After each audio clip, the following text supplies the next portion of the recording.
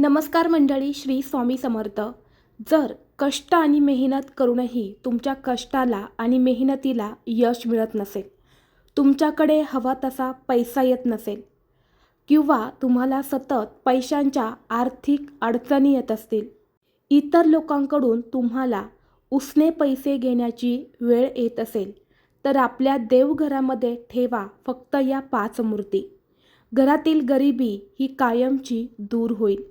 कुटुंबावर पैशांचा पाऊस पडेल आणि घरातील 7 पिढ्यांचे दारिद्र्य हे नष्ट होईल.